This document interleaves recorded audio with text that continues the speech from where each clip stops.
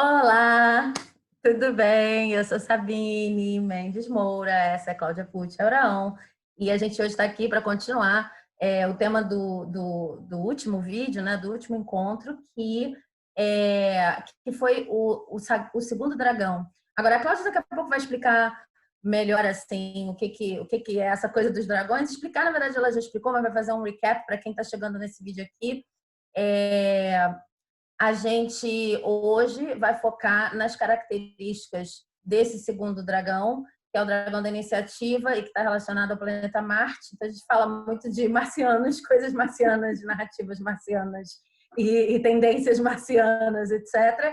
E a gente vai focar em exemplos de personagens que têm essas características mais afloradas, digamos, e também em como isso funciona na escrita, né? Assim, na prática narrativa, mais especificamente você como escritor, imagino que seja, se está ouvindo isso.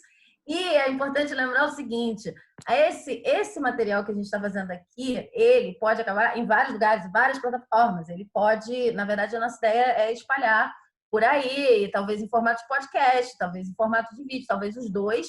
Então, por favor, curtam qualquer lugar, qualquer plataforma em que vocês vejam esse material, curtam, deixem comentários, porque a gente quer ver os comentários até para saber o que produz depois. Sigam a gente para ver como é que vai se desdobrando essa nossa conversa em relação às práticas criativas de maneira geral e às práticas de escrita, né? O tema dos dragões que a gente está desenvolvendo nesse primeiro momento é um dos temas, uma das possibilidades, e foi criado por nossa querida Cláudia, que está aqui do lado. Então, vou passar a bola para ela fazer um recapzinho, uma coisinha assim, para quem está chegando agora, do que é esse segundo dragão, e daí a gente puxa o gancho. Cláudia, por favor. Oi, gente. É o seguinte, os dragões são grandes forças, né? Toda vez que a gente vê nas narrativas um dragão representado, seja do bem, né? A gente não acredita nisso, do bem, então já começa por aí. É uma grande força, ponto, né? Que essa história de do bem, do mal, essa dualidade só o ser humano tem, as forças da natureza não têm. E quando a gente põe isso, projeta isso na natureza, é porque a gente está antropomorfizando, né? A gente está transformando essas forças, ou desde o bichinho da Disney lá, o pentelhinho que fica brincando, o animalzinho, até os dragões, se a gente põe emoções e coisas, né, humanas, projeções humanas ligadas a eles, a gente está, na verdade, falando da gente, que é essa ideia também. Mas por que a ideia é associar essas grandes forças aos dragões? Porque os dragões são imensos, né? Em toda a mítica dos dragões, ou eles são grandes mestres, ou eles são grandes ameaças, aí depende da cultura, por onde eles navegam, mas ninguém pode negar que são forças imensas. E a ideia é a gente se familiarizar com essas forças, né? Nem se apropriar, eu ia falar apropriar, mas não é uma apropriação, não é um domínio, então é um conceito que eu acho que já é interessante a gente quebrar desde já, tanto dominar o dragão, matar o dragão, que é pior ainda, né? Todos esses verbos ligados com o subjugar uma força, tem até a ver com o que a gente vai falar hoje, que é Marte, né? Que é essa força competitiva. A gente prefere manejar essas forças, entender, compreender, ter consciência dessas forças, e eu, pessoalmente, gosto muito de dançar com essas forças, né? Que é uma imagem um pouco mais de colaboração, né, do que de competição.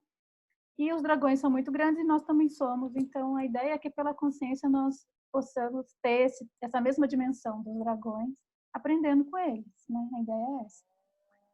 Então a gente usa, na verdade, essas forças, essas 7 forças. O 7 está presente numa série de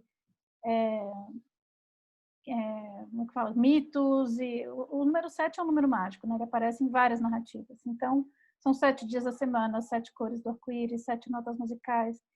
Então, o 7 realmente é um número mágico, por isso o 7, tá? Não é só uma frasezinha para falar, né, de marketing, ali, os 7 grandes forças.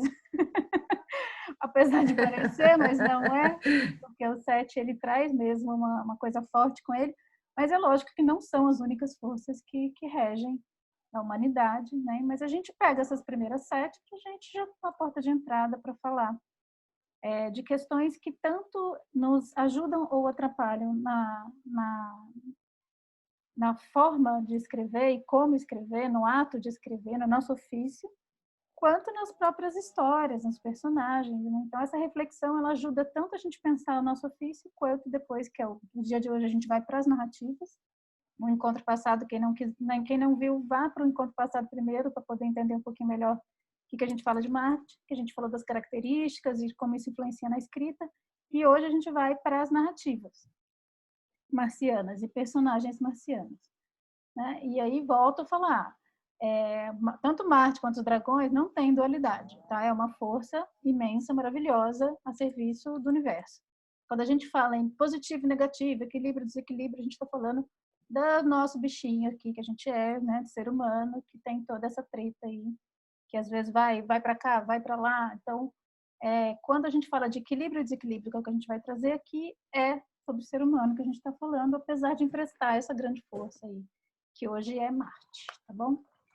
Então, feitas todas essas ressalvas e as explicações, quem quiser ver do começo, eu aconselho mesmo pegar desde o comecinho, que é a Lua, mas se quiser acompanhar de agora, pega o bonde andando, senta na janelinha, seja bem-vinda, bem-vindo, e vamos lá para falar de narrativas e Marte. Agora eu vou passar a bola. Eu já pensei, eu já peguei o meu mate aqui, entendeu? Porque, na verdade, falar de Marte, falar de ímpeto, né, até chamei de iniciativa, porque para mim a palavra iniciativa tem muito essa carga de ímpeto, de começo, mas não é a questão de como, em primeiro lugar, a ideia te aparece, é o primeiro passo, né? A gente já está nos primeiros passos e na questão de como é que a gente vai colocar para funcionar uma determinada ideia. Então, com todas as enfim, facilidades e dificuldades com que isso se apresenta, todos os desafios com que isso se apresenta. E aí eu me lembro muito, assim, de algumas personagens específicas, né, que uma personagem, por exemplo, que é muito recente, assim, pelo menos aqui no Brasil, que é a Madam C.J. Walker, que está no Netflix, porque eu acho legal começar com esses exemplos de Netflix, de filme e tal, porque talvez seja mais fácil para as pessoas, né, visualizarem. E que aí fala, né, da história dessa mulher negra, tinha o sonho de construir um salão de beleza, na verdade, de ser uma empreendedora, de fazer alguma coisa em relação à realidade dela, né, de ser uma mulher, né, como o pessoal fala nos Estados Unidos em inglês, self-made, né? E aí, como surge essa história desse sonho de criar o salão de beleza, de criar uma rede de produtos de beleza que seja específica para o cabelo de mulheres negras, né? E como ela cria toda uma história toda uma história não de justificativa, mas todo um embasamento muito profundo, né? No empoderamento enfim, é como ela transforma esse ato de cuidar do próprio cabelo numa coisa muito mais profunda e com impactos muito mais de longo alcance do que simplesmente fazer alguma coisa no cabelo. Tem muita gente que critica a série, né? Critica e diz que Madam C.J. Walker tem várias coisas ali em relação à biografia dela que não foram bem trabalhadas, que não foi bem assim, né? Tem vários tipos de crítica. Mas eu acho que, dentro do que foi feito na série, ela é um exemplo de uma personagem marciana, ou pelo menos as características marcianas estão mais enfatizadas, e isso tem todo um valor, me parece. Principalmente se tratando de uma narrativa sobre uma mulher negra, né? Porque ela está ali o tempo todo como uma pessoa que... ela é praticamente a pessoa que, diante de uma situação e em posse de um sonho, organiza o que estiver à disposição, bem no sentido de o que tem para hoje, de forma total, que os passos sejam possíveis, e ela continue andando. Ela é uma pessoa que absolutamente não tem, assim, essa questão não, porque agora o contexto não está me favorecendo, porque não, ela é uma pessoa que vai fazer com que a pior coisa possível que tenha acontecido num determinado momento se torne um trampolim para o próximo passo. Então tem muito essa força de né, se colocar na vida com um sonho claro e saber é isso que eu quero, esse é o correto para mim, esse é o errado para mim, mas não rígida a ponto de não ver como as circunstâncias podem abrir caminho para esse certo e para esse errado que ela construiu para si mesma, Uma né? coisa legal. Aparecem também, desculpa, só para terminar, aparecem também algumas características negativas de Marte, óbvio. E uma coisa que eu acho interessante que todos os exemplos, eu pensei em vários exemplos, mas todos os exemplos que eu pensei, quando se trata de Marte, quando eu penso nos outros planetas e outros dragões que de repente a gente pode, né, vai falar depois, às vezes a característica positiva está muito enfatizada e a negativa quase não aparece. Ou é quase como se tivesse, não, esse aqui é Marte negativa, esse aqui é Marte positiva, ou esse aqui é Lua negativa, esse aqui é Lua positiva. Quando se trata de Marte, como é muito baseado na ação, no passo um depois do outro, eu acho que as duas coisas aparecem em todos os exemplos que eu pensei. Sim. Então, no caso da Madam C.J. Walker, aparece muito assim, sim, eu sou a pessoa que vai fazer e que vai acontecer e que não importa qual seja o contexto, ela é praticamente, ela é retratada, pelo menos na série, como uma pessoa que é o norte para todos a partir da própria ação. Mas aparecem as características negativas, né? Que são inflexibilidades que, de repente, não estão diretamente relacionadas ao trabalho, mas que acabam impactando a vida dela familiar, a vida dela romântica, enfim, o próprio autocuidado. Então, essas características negativas de Marte, como tão focado na ação, no manifestar, né, nesses passos que precisam ser encadeados e vamos,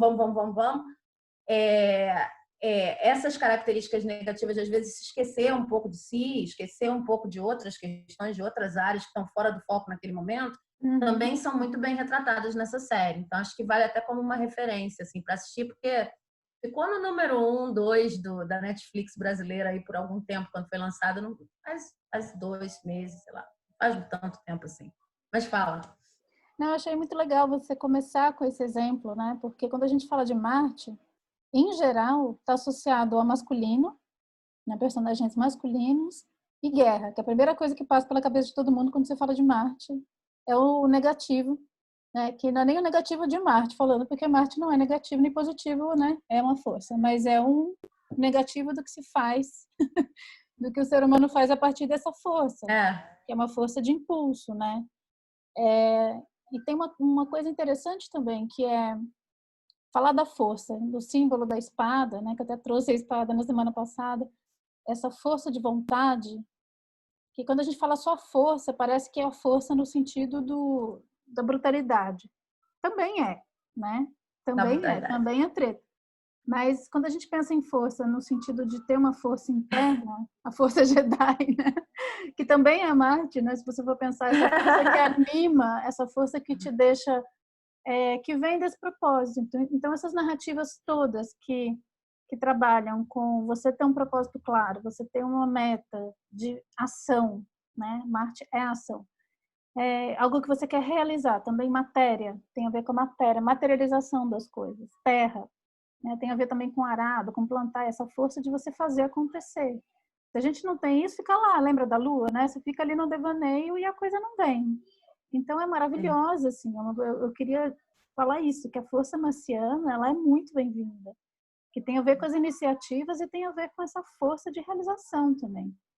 Mas isso não parte de um forçamento, né? Isso parte de você ter um ideal claro, uma coisa clara dentro de você, uma imagem que vem lá da Lua, inclusive, né? Então, nesse sentido, um complementa o outro.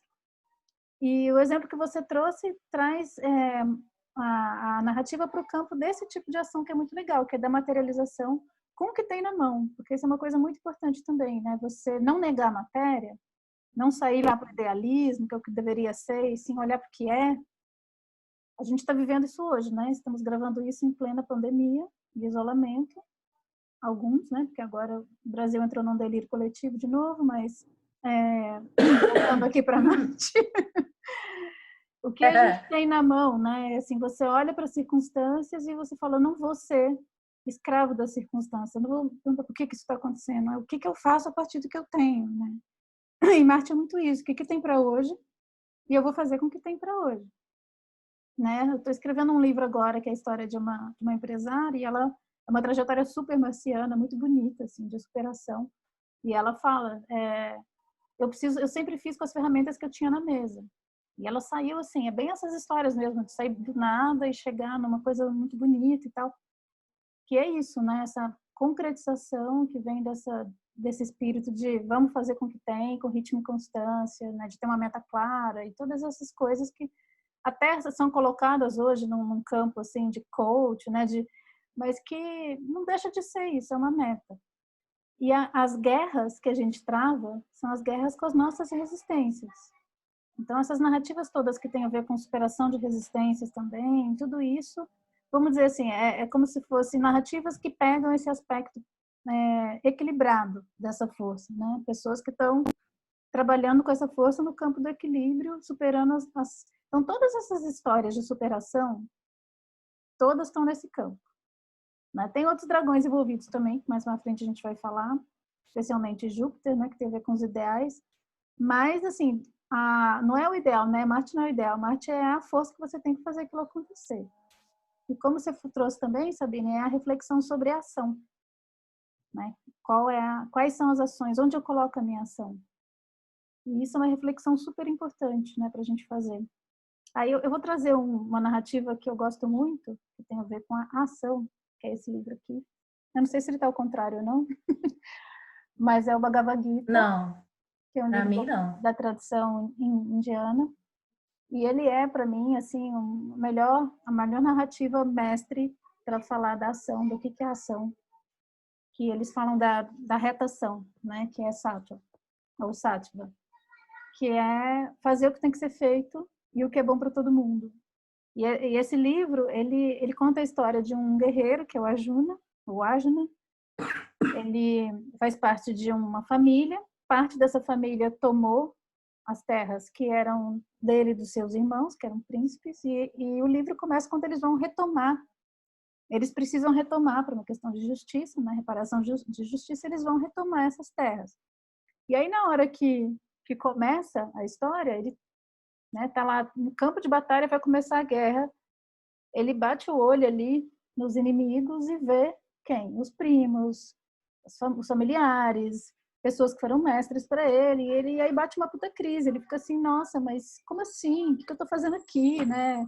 Eu vou matar gente da minha família, por que eu tô aqui? Aí ele começa a falar, né, por quê? Por quê? Eu trocaria qualquer coisa para não estar passando por isso, que é a questão da negação da ação, que tem muitas histórias, até na jornada do herói, né? Chamado para aventura, e o herói fala, não, por quê? Por quê? Não quero. E aí ele está nessa crise e ele pede ajuda, vem Krishna só. Aí o Krishna, porque a Krishna fala assim, tá bom, Arjuna, vamos bater um papo, para tudo, daí ele congela mesmo, fica tudo congelado, a batalha para, e ele fala, vamos conversar sobre essa ação aí, sobre esse probleminha seu. E aí o livro é isso, essa conversa sobre o que é a ação, a retação, né? E aí, num determinado momento, ele diferencia uma ação que é tamas, que é você só agir quando você é empurrado, né? Que é essa inação, é um desequilíbrio de você não agir, não querer agir, só agir se for empurrado para aquilo, e às vezes quando você vai agir, a coisa já tomou uma proporção, né, que não precisava. A boa e velha limpeza de geladeira que você atrasa.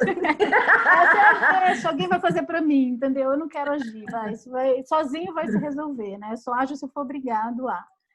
Esse é um desequilíbrio, que é tamas. E a outra ação também desequilibrada é rajas, que é aquela coisa colérica, né? Eu vou fazer, vou acontecer, vou passar por cima, mas eu faço só o que é bom para mim, só o que é segundo os interesses, meus interesses, meu ego.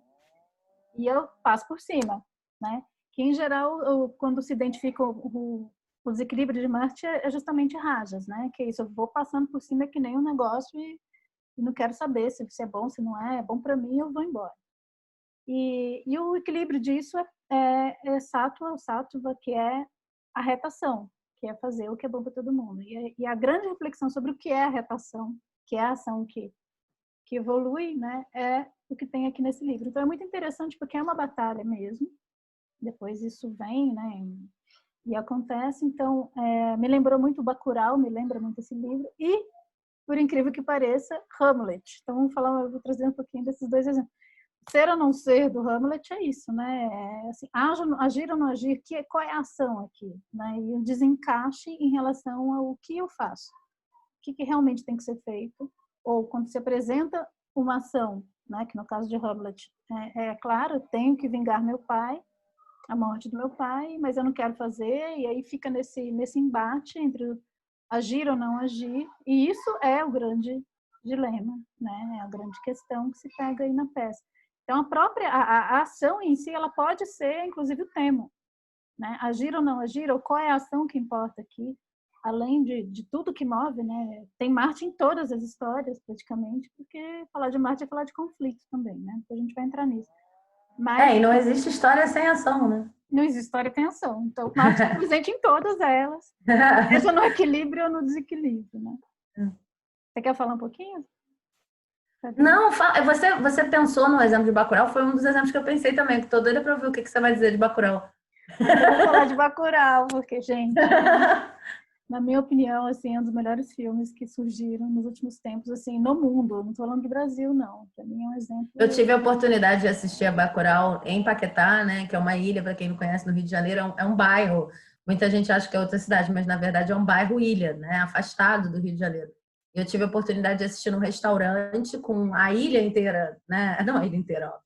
Mas assim, tem um cineclube aqui, e aí todo mundo sentou no restaurante, teve uma projeção e tal, e depois a gente ficou horas debatendo. Foi tão gostoso. Ai, que delícia! A gente se sentia, era um filme, todo mundo falou mais ou menos a mesma coisa, né? Assim, claro, cada um tem a sua visão política da coisa, mas todo mundo se sentindo muito abraçado pelo filme, muito energizado pelo filme, tipo, caramba, esperança, sabe? Uma coisa assim. Por causa da ação, justamente, a meu ver, que ele propõe. Das possibilidades de ação que ele ainda propõe, não importa quão difícil esteja a coisa, né? Mas fala aí. E é interessante, para quem não sabe, né, Bacurau é um filme feito pelo Kleber Mendonça Filho. Eu não vou falar mais nada, assistam, mas assim, não, eu tô brincando. É um filme sobre uma pequena comunidade que, pelo que a gente percebe no começo do filme, ela já havia sido ameaçada em um outro momento e, de novo, novamente está sendo ameaçada. Não sei até que ponto eu conto, sem dar spoiler, mas enfim, está sendo ameaçada e os habitantes já tinham uma prática, eles são uma sociedade muito interessante. Já começa o filme assim, você vê que eles já são organizados de um jeito completamente novo, super democrático, né? Realmente uma comunidade. Mas, assim, eles já passaram por alguma questão ali, tanto que eles têm todo um sistema de defesa super forte, assim, de gente avisando, né, tecnológico, inclusive. Então, é engraçado, porque às vezes parece dar a entender que são aqueles filmes de uma comunidade que está lá nos confins do Brasil, né, e nada, eles são super conectados e tal. Mas tem esse aspecto também do Brasil raiz, né, vamos dizer assim. E aí, quando eles se veem ameaçados, e o filme é sobre isso, né, sobre essa ameaça que de repente chega, eles estão ali à deriva, se cortam as comunicações, eles tiram o Bacurau do mapa, e só está na mão deles a defesa, assim, eles não podem contar com ninguém, a questão é essa. Para que eles sobrevivam, eles não podem contar com ninguém além deles mesmos. E eles já têm uma tecnologia marciana muito elaborada. E o filme, na verdade, é sobre isso, né? Sobre o que fazer quando você está sendo ali, como chama isso, acuado por forças covardes, né, que estão chegando para te destruir, que não te veem, são forças anti-humanas, onde assim o valor da vida humana está. Não sei se vocês já viram essa história em algum lugar, né? Acho que só na ficção acontece, mas quando o valor da vida humana não é nada, né, perto do e aí o que fazer? Só na ficção, que bom. Nossa, ainda bem que é só no filme, né, que a gente vê. E o que é interessante, que eu achei interessante, quando eu fui ver, eu não fui, assim, eu já tinha ouvido falar muito bem, já tinham pessoas assistido, mas eu fui bem com olhar crítico, eu falei assim, não vou pegar não vou comprar nenhum discurso, não, vamos lá para ver o que vai ser isso aí. Porque tinha até, que eu acho muito errônea essa comparação, mas gente que comparou com Tarantino, né, narrativas tarantinescas e tal, Tarantino do Sertão, e eu acho isso uma bobagem, acho que não tem nada a ver com Tarantino. Mas eu entendo até o porquê que as pessoas falavam, algumas pessoas falavam isso, mas realmente não tem a ver, porque Tarantino traz às vezes a questão da violência, né? E aí eu não vou nem entrar nessa discussão aqui, porque é uma discussão muito longa, né? Sobre a banalização, apesar de eu gostar de algumas coisas dele, mas o Bacurau ele vai muito além. Assim, não é o espetáculo da violência, não é, no meu ponto de vista, é uma reflexão sobre a ação E o tempo todo, isso que eu acho interessante, as escolhas que se fazem são escolhas conscientes. Eles não estão, em momento algum, tomados por um ódio, ou tomados por uma emoção, ou tomados por alguma coisa. Não, é tudo muito conversado. Você vê que são, assim, reflexivo mesmo, entendeu? É isso que nós temos que fazer. É isso que nós temos que fazer. E quando acontece, é maravilhoso, porque abre uma possibilidade para gente do que é a ação, né? Porque senão fica assim, não pode violência. E o filme nem é um tributo à violência, não é mesmo. Acho que é muito mais por isso que acho que a gente fica com essa sensação boa, né? Porque acho que é uma questão muito mais do empoderamento, não gosto dessa palavra, mas Eu também não, mas às vezes, né, a a gente gente ouve fala isso, tanto né? que acaba usando o tempo todo, né? Mas no sentido de você entender o que é esse poder, né? E o que é essa força que tem tanto em você como numa comunidade que está realmente de acordo ali. E isso se expressa de várias formas no filme, né? Porque o que fica mais evidência é o final, não vou falar, tá? Mas que é uma questão mais catártica, mas tem também uma ação que eles praticam ali que é maravilhosa, que é o esvaziamento, né? Que uma hora que entra ali o prefeito, que é um bosta, assim, um cara um babaca, né? E a ação, a grande ação é esvaziar.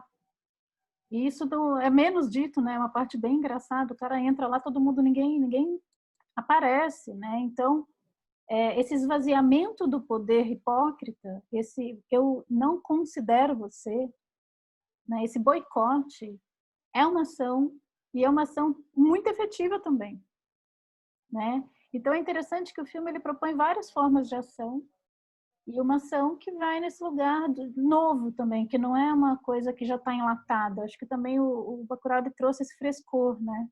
Porque parece que Sim. a gente fica oscilando exatamente entre tamas e rajas, né? Ou eu não faço nada, fico aqui acuado esperando que alguém vai fazer alguma coisa, ou se eu vou fazer, eu tenho que ir para detonar, muito nessa lógica norte-americana, né? Da guerra, isso que entrou assim nas narrativas, entrou na corrente, entrou no DNA de todo mundo, como se a ação fosse uma coisa ou outra, né? Como se não tivessem outras possibilidades de ação que vêm de outros lugares aí que são muito novos. Então, o que eu gosto dessa narrativa é que traz a ação para esse lugar, né? Que não é uma ação alucinada, apesar do poderoso psicotrópico, né? Que é muito mais uma graça do que, enfim, aí não vou falar não, porque quem não viu o filme vai É, estragar a surpresa. mas Mas eu acho que tem a coisa do coletivo também, né? Porque, assim, geralmente a gente vê, né? Características negativas, características positivas, entre aspas, ou equilíbrio, desequilíbrio da ação, né? Desse ímpeto. E isso aparece muito porque, mesmo se você pegar uma narrativa como 300, né? O filme 300, né? Falando dos espartanos, eles estão assim como em Bacurau existe uma comunidade que assume um determinado ímpeto de ação, né, que navega esse dragão, digamos assim, mas eles estão navegando por motivos completamente diferentes ou a partir de lugares completamente diferentes, porque Esparta, na representação, obviamente, dos quadrinhos e depois do filme, né, tem essa coisa meio saudosista de assim os seres humanos deveriam ser, assim os seres humanos deveriam se portar com honra e glória diante dos desafios, etc. Mas todo aquele conjunto, aqueles 300, além de eles terem um líder muito claro, eles estão pensando num nível de sobrevivência que é muito do ego ainda, a meu ver, né? Que é muito ainda não é um carinho, um cuidado pela vida humana, é uma consideração de todos. É uma questão de criar uma hierarquia. Nós estamos aqui, o resto do mundo está aqui. E mais importante até do que pensar no que seria interessante em termos de manutenção da vida na nossa comunidade, é importante destacar, gente. Então, eu vejo assim, quase todas as narrativas que geralmente se exemplificam aí como marcianos ou com outro nome, porque de repente a pessoa não fala de dragão, né? Mas essa coisa da ação, elas estão ou manifestadas em um único ser humano, né, que é claramente o líder, que é claramente o personagem principal e tudo gira ao redor dele ou dela, ou então são conjuntos que agem como uma pessoa, né, que agem como, bom, antes de qualquer coisa, tem um apagamento das características individuais daquele conjunto, que geralmente aparecem como alívio cômico, ou como o momento de chorar, o momento do drama, etc. Mas, assim, antes de qualquer coisa, aqueles 300 são um conjunto, e aquele conjunto que age primeiro como, né, espartano e depois como ser humano, quase, depois como indivíduo. E no caso de Bacurau é o oposto um pouco, porque você tem, apesar de você ter eu acho que você tem uma configuração da personagem Bacurau, tipo assim, o que é isso? Quem são essas pessoas? Não sei se é bacurenses, acho que eles falam, mas eu não lembro. Mas quem Até o são essas nome, pessoas que né? habitam essa cidade? O nome do filme é O Coletivo. Exatamente.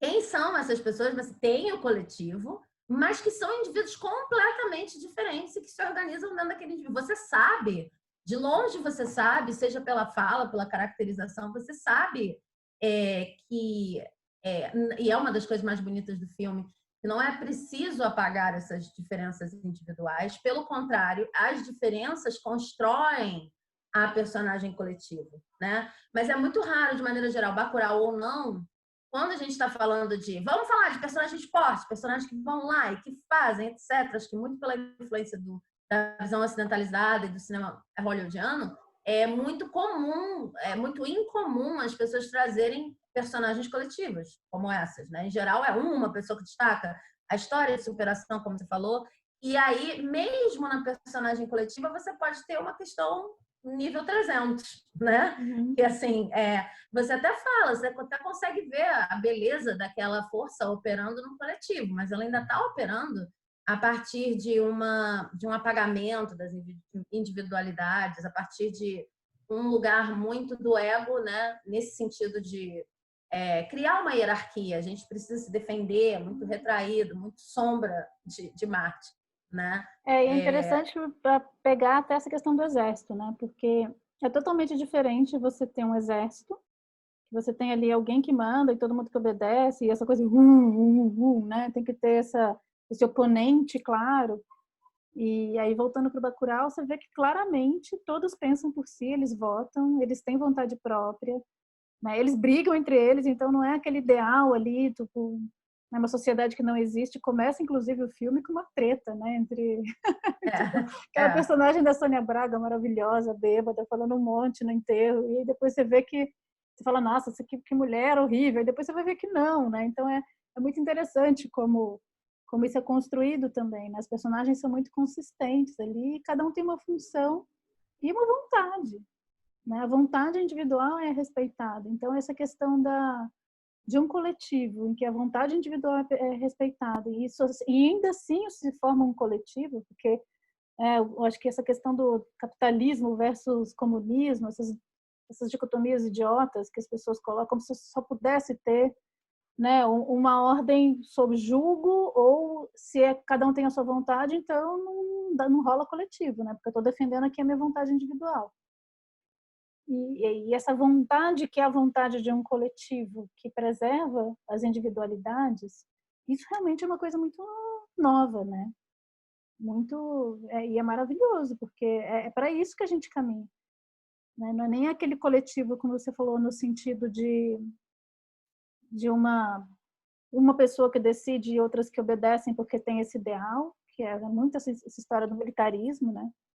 Por mais que seja um ideal nobre, mas você apaga o pensar, você apaga a consciência, você tem alguém que simplesmente segue, é um seguidor, né? Então isso é totalmente a longo prazo, isso gera o quê? Né? Porque é isso, aí entra a questão do poder, que é uma questão muito de Marte também, né? Se um só tem o poder, como é que fica? Se o poder está na mão de todo mundo e o poder é o coletivo, é outra coisa, né? Você pode ter, inclusive, a liberdade de, naquele momento, pirar, né? Porque é uma liberdade de você não estar no seu melhor ali.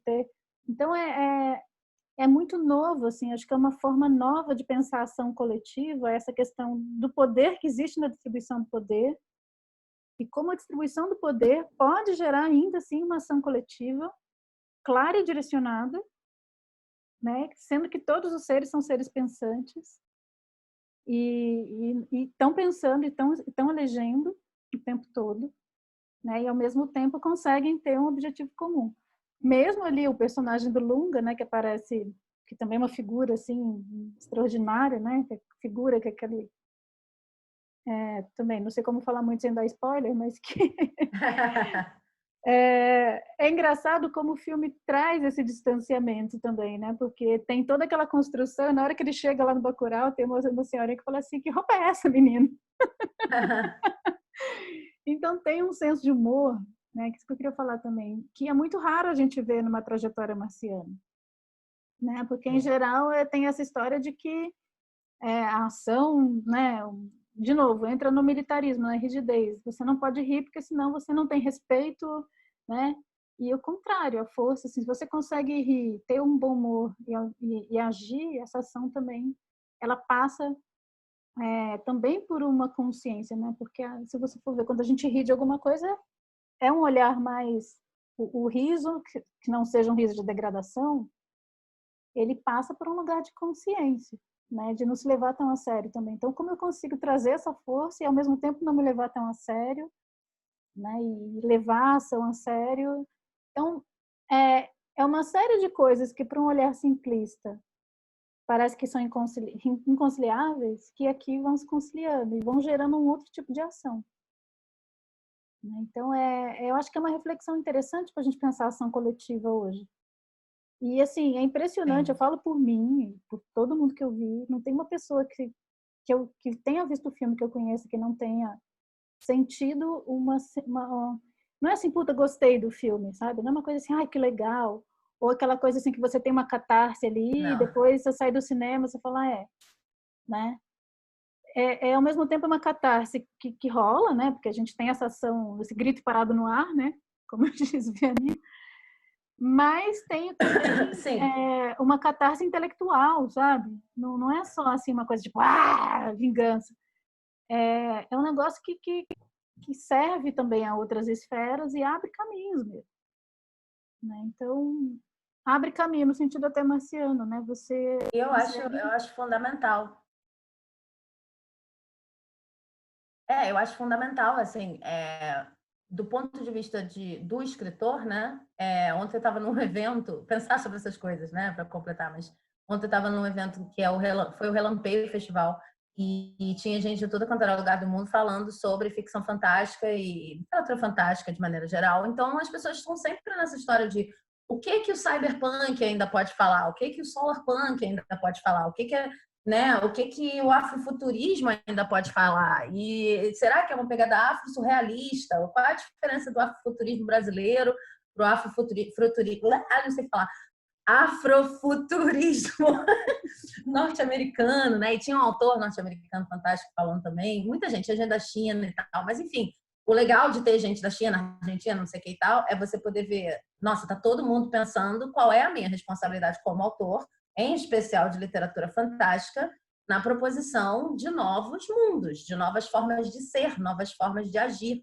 Então, a gente começar a pensar sobre Bacurau e vários outros exemplos, né, que às vezes estão mais identificados com uma personagem, né, com como ela vê a vida de outra forma, até a própria Amélie Poulain, né, que está muito em outros reinos e talvez seja até mais lunar, mas a forma como ela propõe a ação é completamente diferente. De qualquer maneira, essa questão de investigar cada narrativa por como a ação está sendo abordada e as narrativas coletivas, em especial como essa de Bacurau, pensando, nossa, peraí, a partir da ação que a gente vai construindo outra sociedade. Eu acho que é uma coisa muito importante para todos os escritores nesse momento que estão pensando em, tá, qual é a arte, como é que eu estou contribuindo, é para todo mundo. E isso ficou bem claro, eu acho que fica até mais claro nesse ambiente da literatura fantástica, né? Porque já tem meio que como é que eu vou dizer? Já tem um estatuto da literatura fantástica, de maneira geral, não importa qual seja a área, de estamos tentando contribuir de alguma maneira, ou estamos tentando denunciar, ou estamos tentando mostrar o que seria, mas quase todas as falas ecoavam no evento, né? Essa questão de que não importa se você está tentando mostrar o que seria, você está falando sobre o presente, sempre está falando sobre o presente, né? Inclusive, às vezes você está falando sobre o presente a partir de um futuro, né, imaginado, mas você está falando sobre o presente, está falando sobre esse futuro justamente para interferir no presente. Como isso já é meio estatuto da literatura fantástica, então esses papos saíram mais por lá. Mas eu acho que essa não é uma prerrogativa da literatura fantástica. Eu acho que tem a ver com esse questionamento, né, de que as minhas ações, quando eu escrevo, não importa o que eu esteja escrevendo, as ações que eu vou colocar lá no papel, que as minhas personagens vão fazer, ou que vão ser representadas num coletivo de personagens, enfim, a ação, de maneira geral, como aparece no material que eu vou produzir, tem uma influência muito direta sobre o mundo. Né, eu tenho essa capacidade também de imaginar outras possibilidades de ação, outras perspectivas, à medida que eu reconstruo a ação, né? Eu acho que Bacurau é um exemplo muito legal disso. Tem outros exemplos também na história do cinema brasileiro, mas é porque realmente esse fala muito com esse momento. Tem uma série que saiu, eu não vou nem falar muito, porque saiu ontem, se não me engano, chama Reality Z, e tem uma atriz amiga minha lá fazendo, e é uma série básica de zumbi, né? E aí, assim, em termos da profundidade do que a gente está falando aqui sobre Bacurau, é outra coisa. Foi a Conspiração que fez, a Conspiração Filmes, é uma série de zumbi, é um Walking Dead brasileiro. Eu definiria assim, e até desculpa se alguém ouvir e não gostar, mas enfim. Mas a estrutura é a estrutura de uma série de zumbi. Só que assim, mesmo na estrutura super demarcada do que é uma série de zumbi, que foi até baseada numa série de zumbi, que não é The Walking Dead, mas é outra série lá. Enfim, foi baseada em alguma coisa. Mesmo assim, pela forma como eles organizam a ação de cada uma das personagens, eles conseguem fazer várias críticas, propor outras possibilidades de ação. É sutil, é suave, não é o objetivo, a primeira proposta daquilo ali, que é para ser uma série de entretenimento de zumbi. Mas em qualquer coisa que você esteja escrevendo, né, você consegue colocar mini críticas. Não vou falar muito sobre quais são, mas vocês vão ver, porque fala da realidade do Brasil, né? Assim, só uma coisa que está lá na sinopse, acho que não tem problema falar, é que tem um ataque zumbi no Rio de Janeiro, né? E aí todo mundo vai virando zumbi, ninguém explica. E aí as personagens, elas estão dentro de um estúdio de gravação onde ocorre o Olimpo. E o Olimpo é uma espécie de Big Brother. Só que todo mundo é vestido de Deus, e aí tem o Deus que vai para o Olimpo, tem o Deus que é eliminado, e tem uma caracterização fantástica da Sabrina Sato, como se fosse um Pedro Bial meio só interessado em aparecer, só interessado em fama, e é interessado em que não importa se está tendo ataque de zumbi, que o BBB, né, assim, grego, que eles estão botando na série, esse tal de Olimpo, continua. Mas, assim, tem uma coisa muito interessante que quase todos os ataques, tudo que acontece, pelo menos nessa primeira temporada, vai acontecer dentro de um estúdio de TV, onde as pessoas estavam fechadas fazendo aquele né, fake Big Brother. Então, imagina, quer dizer, você podia pensar assim, eu vou fazer o Walking Dead brasileiro, então eu vou ter que usar todos os mesmos tropos, todas as mesmas viradas de enredo, as mesmas personagens, tem a que grita, tem a que assume, tem a que não sei o que e tal. Mas a forma deles de pensarem a ação e adaptarem essa ação para o Brasil traz muita coisa para a gente. Né? Não é uma outra proposta de país como Bacurau, mas em termos de crítica, de apontar certas coisas, é porque eles têm esse olhar na ação que eles conseguem, né? Não apenas vamos fazer a mesma coisa, só que no Rio de Janeiro. Eu acho esse tipo de preocupação muito bacana para o escritor, né? Indo um pouquinho mais profundamente na questão da ação, que é o que o Bhagavad Gita propõe, né? Porque quando a gente fala de ação e competição e toda essa questão territorialista, sempre tem em jogo o quê? Um interesse contra o seu. E não tem diferença nenhuma, né? Se você for ver quem que é mais importante em termos de humanidade, se a gente não acredita em hierarquia, tanto faz, é o meu interesse contra o seu, né? Onde eu quero chegar? O Bhagavad Gita, ele fala disso. Essa família que o Arjuna está precisando combater, simbolicamente, tem a ver com o ego, né? Com esses eus todos que a gente tem que abrir mão quando a gente caminha para uma realidade maior, né? Ou uma outra realidade, se não quiser entrar em juízo de valor, fica mais importante, mas quando a gente pensa no coletivo, que demanda que a gente corra um pouquinho desse lugar do ego, desse lugar egóico, né? O fato de pensar o que é bom para todo mundo, incluindo a gente mesmo, porque não é o que é bom para todo mundo e não é bom para mim, né? Porque isso daí já é uma outra narrativa que a gente sabe muito bem para onde vai, né? Terminando, enfim, que aí é a origem também de todo mal, não dá. me incluindo na festa, só que pensando também no conjunto. É muito difícil a gente pensar isso vivendo a sociedade que a gente vive, que está completamente fragmentada. Até a gente dentro da gente mesmo, né? Então, essa batalha interna que se dá entre os meus valores egoístas, por pensar assim, né? Do ego. Egoísta tem do ego, que estão ao serviço da sobrevivência, só isso.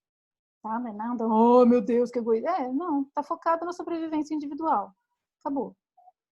E vários filmes marcianos falam disso, né? Da sobrevivência. Os filmes de survival, todos têm a ver com isso. Eu falo, gente, se tivesse um apocalipse e só sobrasse eu ia querer morrer junto. Por que eu ia fazer aqui sozinho? Entendeu?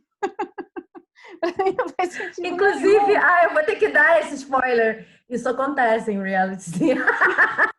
Tem uma pessoa que de fato faz isso. E é uma das cenas mais bacanas. Fala, não, seriamente, eu quero também. Sabe, morrer, porque assim, não tá fazendo mais sentido. Nem pra procriar resolve, entendeu? Então, assim, pra mim não faz sentido. Mas, assim, o ego, claro, né? Eu não sou nenhuma pessoa iluminada, né? Na hora do vamos ver mesmo, isso grita. Então, a questão é como ir além, né? Desse eguinho e se tornar maior, porque Marte tem a ver com isso também. Uma vez eu vi uma definição de Marte que é tornar-se grande. Eu achei isso muito bonito, né? Que é ir além dos limites. Então, esses filmes todos, essas histórias, narrativas, filmes, peças, livros sobre expansão dos territórios, né? Não é à toa que a conquista de Marte é uma em cima narrativa de que gera tensões e que gera avanços, né? Então, assim, e além do conhecido, né? E além do pequeno, e além do que eu estou acostumado. Então, toda essa expansão de território, mas no sentido do conhecimento, do saber humano, né? Dos limites do que é ser humano, inclusive. Isso é muito legal, né? Isso não é aquele territorialismo babaca, essa competição pelo war, né? E é a mesma coisa, você percebe que é a mesma coisa, só que pensando com cabeças diferentes, a partir de lugares diferentes, a partir do ego, né, da sobrevivência ou a partir do ser humano mesmo, que é a expansão. A realidade maior do ser humano, que é expandir o conhecimento, expandir os limites, né? Então, tem uma outra série que me veio agora, que é uma série de animação que eu adoro, que é a Lenda de Aang, que é o último dobrador de ar. Não sei se alguém já viu também o gosto Avatar. Muito. Adoro. Tá no na Netflix, para quem quiser ver. É maravilhoso, assim. É uma série... Né, quem tem criança, vê com criança também. Meus filhos adoram. Mas é a história de um ser, que é o Avatar, que ele domina os 4 elementos. São 4 reinos, cada reino ligado a um elemento, né? E tem o Avatar, que é o que gera o equilíbrio entre os 4 reinos. E ele vai encarnando. Cada vez que a pessoa que é o Avatar morre, o espírito do Avatar reencarna no reino seguinte. Então, o último, acho que foi Fogo, não lembro agora, aí o espírito do Avatar encarna num menininho da tribo do ar, e ele é um monge, ele foi criado pelos monges, né? Então tem toda uma questão da não violência, e ele é super brincalhão, super do vento mesmo. E aí quando ele fica sabendo que ele é o Avatar, ele fica apavorado, ele sai correndo, daí ele fica congelado. Posso falar porque o primeiro episódio é isso, não vou dar nenhum grande spoiler. Ele fica congelado por 100 anos, e nesses 100 anos o Senhor do Fogo domina tudo, né? Rompe com o equilíbrio total, e aí quando ele é descongelado por 2 crianças, ele precisa, sendo o Avatar, reaver o equilíbrio da Terra. E assim, desde o primeiro episódio, está claro que o destino dele é se encontrar com o Senhor do Fogo. Em algum momento ele vai ter que confrontar com o Senhor do Fogo. E isso, assim, além das milhões de histórias que vão acontecendo, dos mundos que eles criam, é muito legal o desenho, só que tem essa história de fundo que é esse encontro marcado. E aí tem um grande conflito, né? Falar de Marte também é falar dos conflitos. Tem um grande conflito que ele vai precisar destruir o Senhor do Fogo, ele vai precisar acabar com a guerra, então ele vai entrar em confronto. E ele não acredita na violência.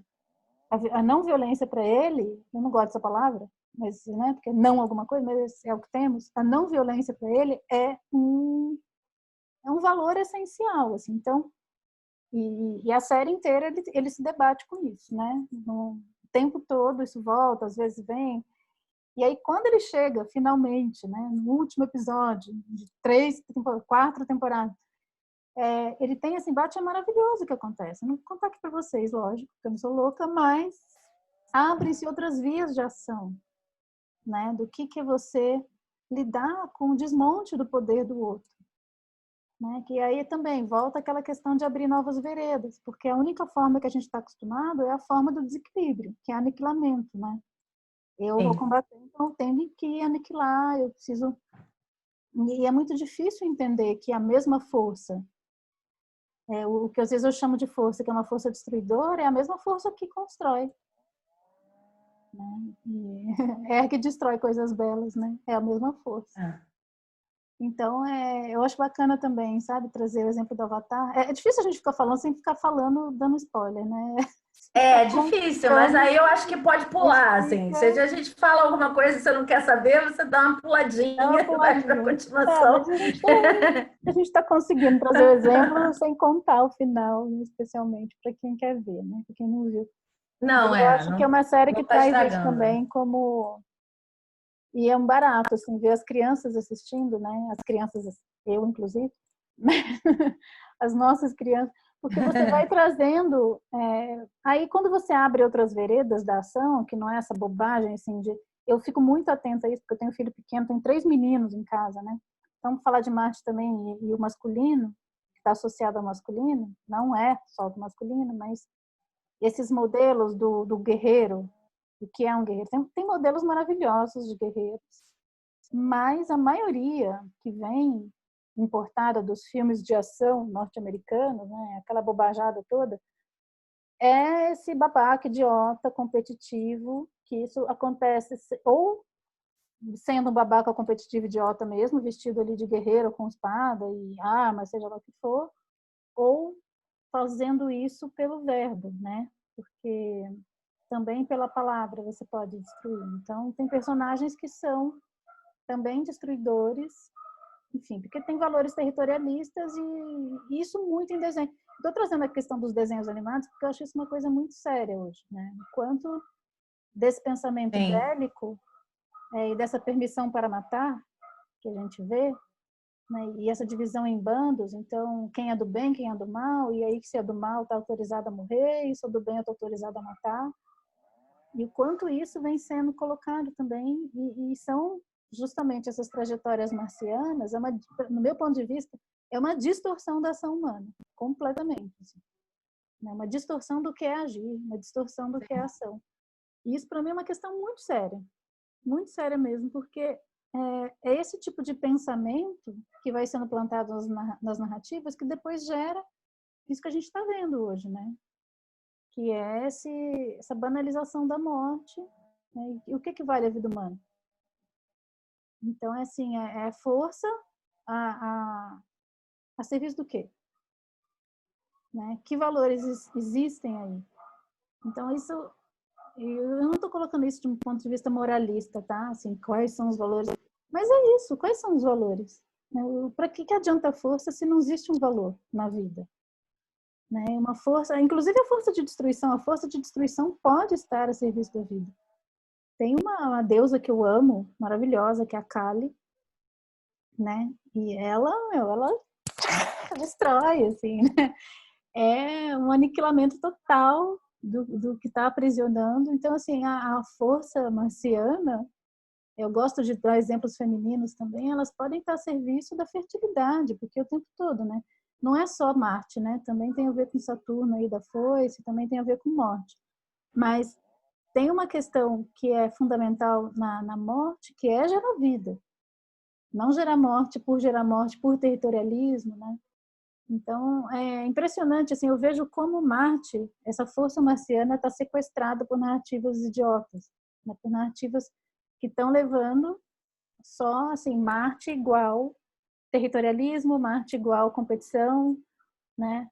E quando eu falo Marte, eu estou falando da nossa força, o que a gente faz com a nossa força, o que a gente faz com a nossa energia e com a direção, com o sentido. E para onde aponta o sentido, né? Essa é uma outra questão, porque Marte é uma flechinha apontada para um lugar, né? Então, para onde aponta esse sentido? O sentido tem a ver com os valores. A ação tem a ver com os valores, né? Muito mais do que o que a gente fala é o que a gente faz, que mostra o que a gente acredita realmente. Isso é muito comum hoje também, né? Bota uma banana em cada orelha e começa a olhar o que as pessoas estão fazendo em vez de ouvir o que elas estão falando e você vê o que elas realmente pensam, né? Sentem. A gente também. Não adianta eu falar uma coisa aqui, aí de repente eu começo a agir de outro jeito, eu falo, eu não sei até que ponto esse meu discurso está alinhado com isso ou não. Né? Então eu mudo a minha ação para alinhar com o discurso que eu acredito se isso realmente é um valor ou não, aquilo não tem valor nenhum. Verdade, né? Então, uma coisa que eu penso muito, né? O quanto as nossas narrativas também não estão contaminadas. Porque quando a gente fala da ação, a gente também está falando de valor. As personagens agem no sentido do que elas acreditam, do que para elas é um valor, né? Sim. E aí não tem como falar de ação sem falar disso também. Nossa, Eu acho que mas é muito importante esse ponto, porque eu até tinha pensado eu vou comentar um exemplo que é assim, a gente tem 2 filmes chamados Joy.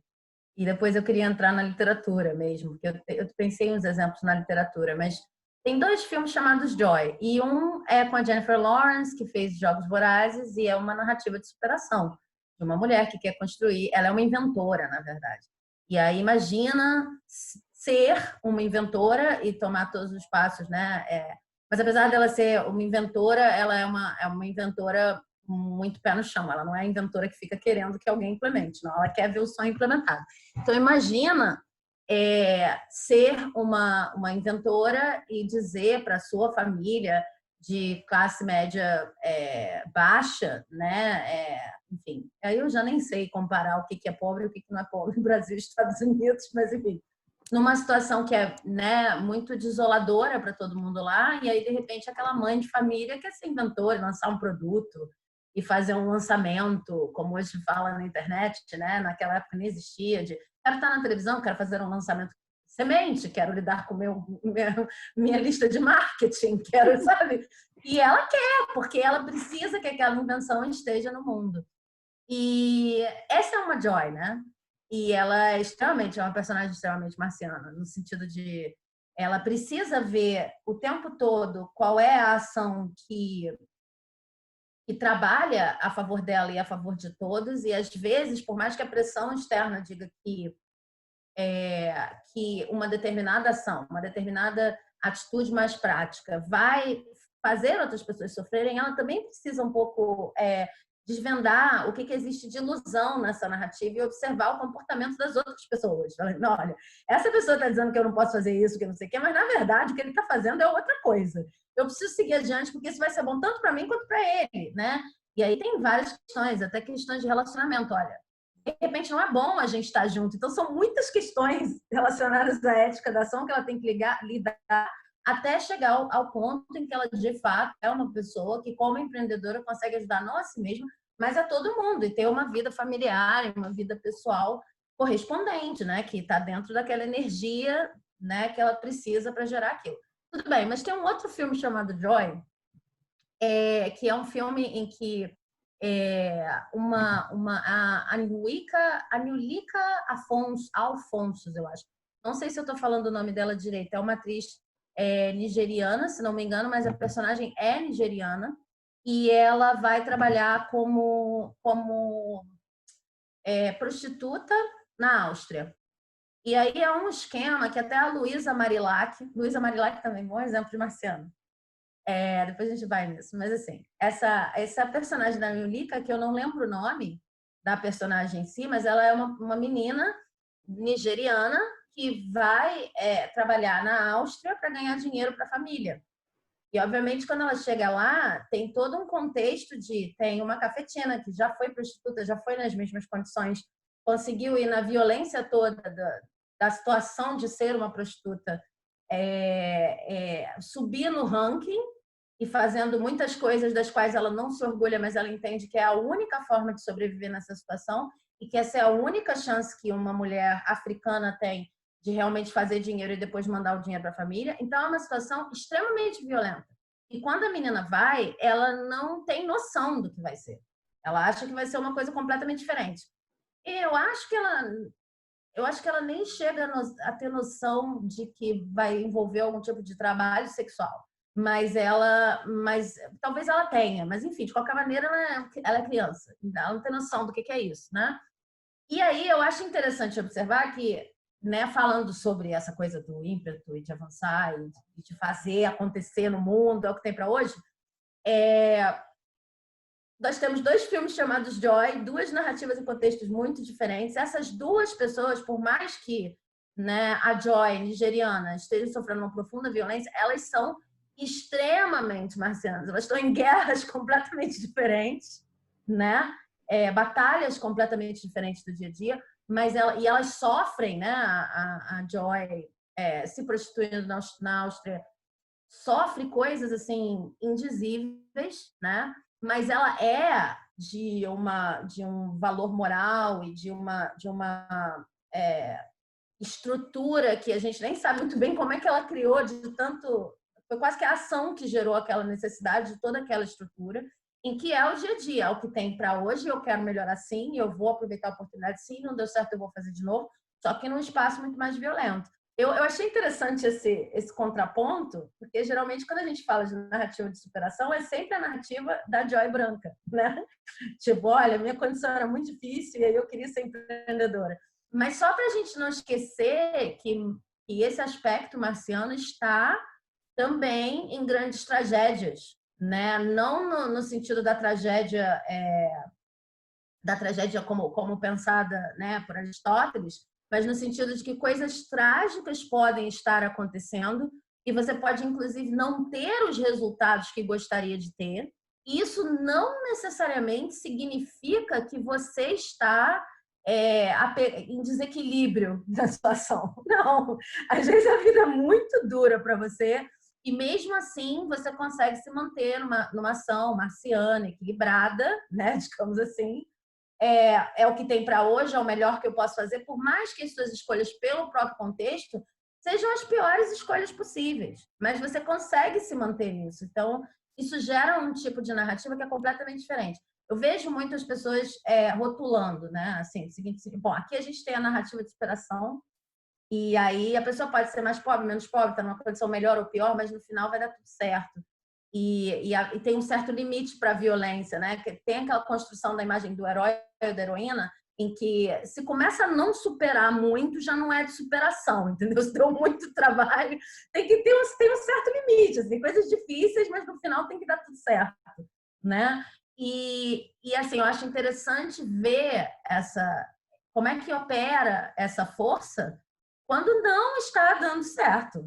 Quando essa expressão, o que tem para hoje, o melhor que eu posso fazer, é de fato é, correspondente a muito pouquinho no mundo externo, mas ainda assim, eu quero trazer um aquilo exemplo. não perde valor, entendeu? Um Traz o filme exemplo. que eu amo, que eu ia trazer, né? Pensei em trazer também, porque é exatamente disso que você está falando, né? O oposto da superação, que é o Little Miss Sunshine, Sim. que é um dos roteiros que eu mais amo, que fala sobre isso, né? Mas de certa maneira, ironiza toda essa trajetória de superação. Se vocês não viram Pequena Miss Sunshine, é a história de uma família que tem uma menininha, a coisa mais fofa do mundo, que fica vendo o concurso de Miss, né? E ela sonha em participar de um concurso mirim de Miss. E ela tem, assim, nada a ver com o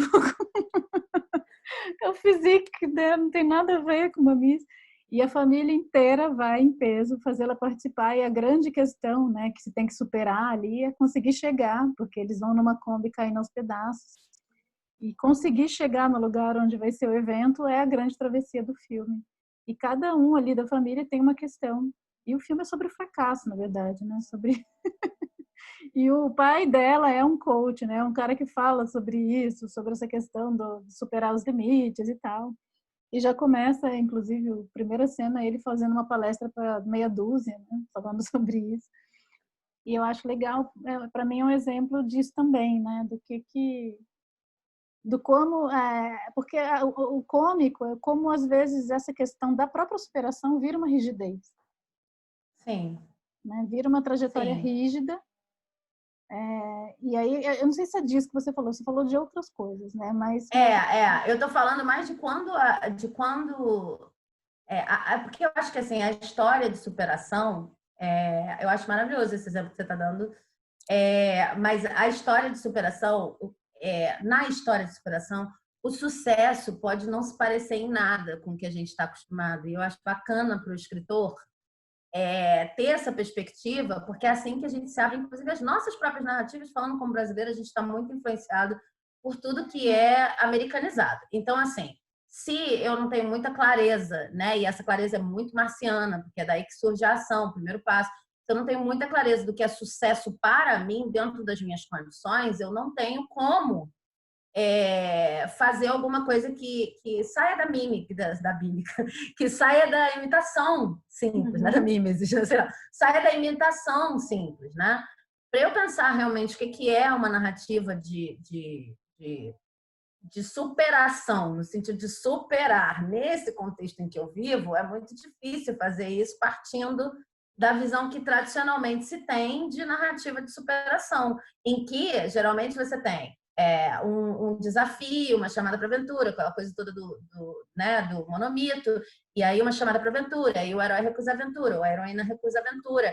E aí você pode ter, até no padrão de roteiro, se a gente estiver falando de cinema, você pode ter 2 pontos de virada em que você tem um momento mais intenso de dúvida, por mais difícil que seja aquela, né? Você tem lá os três atos, né, naquele formato classicão, e aí tem 2 pontos específicos de virada em que você vê o mais difícil. Assim, isso não corresponde nem à vida, nem ao tempo, nem ao andamento de nada que eu já tenho experimentado na minha vida, para falar só de mim.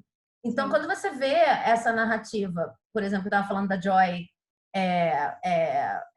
nigeriana, né, que vai trabalhar na Áustria, é difícil ver superação ali, porque não é com isso que você está acostumado. Então, no caso da Pequena Miss Sunshine, você tem uma história que olha, no meu ponto de vista, o que você chama de fracasso pode ser o seu sucesso, né? O que você pode trazer o sucesso, o que você realmente necessita, mais do que sucesso, para não usar essa palavra, né? Porque no final das contas ele tem uma, enfim, não vou, já dei um spoiler imenso, mas assim, no final das contas isso leva para toda uma reconstrução das personagens no Pequena Miss Sunshine. Agora, no caso da Joy nigeriana, eu acho que vai um pouco além disso, porque você explorar ser uma pessoa que tem claro o que quer e que está segura do seu caminho, e, né, porque vai pensando o tempo todo, mas assim, essa menina ela não está menos segura de que quer ir para a Áustria, ou ela não é uma pessoa ela não é uma pessoa menos marciana por querer ir para a Áustria ser prostituta, ela não tem informação real, ela não tem idade para decidir. Então, às vezes, numa narrativa que é mais trágica nesse sentido, as coisas que vão acontecer são mais pesadas, você vê uma personagem com um caráter assim que vai se formando na marra. Pode ser pessoas mais velhas também, tem outros filmes assim. Mas que elas não estão fazendo isso porque elas tiveram a opção errada, né? Elas estão fazendo isso porque é isso que o contexto permite. Elas não estão fazendo opções erradas. Ela não tinha nem como saber que aquilo era uma opção errada. E ela não deixa de ser marciana por causa disso. Ela não deixa de lidar com a responsabilidade das ações ali que foram sendo construídas por causa disso. Eu acho importante insistir nesse ponto, até tem a ver com um exemplo que eu trouxe de literatura, né? Que é o do Jefferson Tenório, Estela Sem Deus. Estela Sem Deus esse é um autor carioca que mora no Rio Grande, acho que é. Bom, eu sei que ele já mora no Rio, né? O Jefferson Tenório. Agora ele mora no Rio Grande do Sul com a esposa, que também é contista e tal. E a proposta desse livro é mais ou menos como se fosse: e se eu escrevesse um mundo de Sofia, né, em que eu tenho uma garota que quer ser, no caso, uma garota que quer ser filósofa já, né? Porque no mundo de Sofia, a Sofia não necessariamente quer, ela só vai se encantando com as perguntas que ela vai recebendo. Mas nesse caso, é uma garota que quer ser filósofa, só que essa garota é filha de uma mulher muito pobre, negra, abandonada pelo marido, que tem uma série de questões, o irmão também tem uma série de questões. Num ponto da vida, ela tem que morar longe da mãe, ela vai para outra cidade, se não me engano, vem para o Rio de Janeiro, né? E aí tem todo um envolvimento com religião também, da família em que ela tá, enfim, é tipo, tá, vamos pegar essa história do mundo de Sofia, que é tão bacana, se uma criança pudesse receber as questões e tal, E vamos colocar isso, o que que acontece com esse tipo de criança no Brasil se o sonho é ser filósofo? E assim, explorar isso até o fim, né? Explorar que não importa qual seja a dificuldade que esteja acontecendo na vida dessa pessoa, ela sabe que ela precisa de resposta para grandes questões. Eu acho muito bacana esse tipo de narrativa, porque para muita gente, acho que para a maioria dos brasileiros, ler isso é muito mais possibilitário do que ler a narrativa tradicional de superação. É a pessoa saber assim, olha, eu posso estar num lugar é, com pouquíssimos recursos, eu posso estar num lugar onde eu não tenho acesso a nada, minha história de vida pode ser muito difícil, mas eu posso ser filósofa, eu posso ser, e assim, em muitos momentos vai ser trágico, dependendo de quem é você lendo essa narrativa. Porque a sua realidade é muito diferente da realidade dessa menina, então você vai ficar, gente, mas isso não poderia estar acontecendo. É um pouco o que acontece com a Joy nessa narrativa de prostituição, porque você fica, gente, mas assim, como ser um ser humano dono das próprias ações nessa situação? Não tem como. Uhum. Mas essa personagem, tanto a Joy quanto a menina, eu esqueci o nome aqui, deixa eu ver se tem aqui, não tem, mas a personagem principal do Jefferson Tenório, as personagens da Scholastic Mukasonga, quando fala da guerra, ai meu Deus, esqueci, em Ruanda, são personagens que se constroem como marcianas. Isso é o que tem para fazer, eu vou tomar essas decisões, e não é da perspectiva de que, enfim, eu tenho que ter aí alguns pontos de virada e no final a gente vai chegar a alguma ideia de sucesso.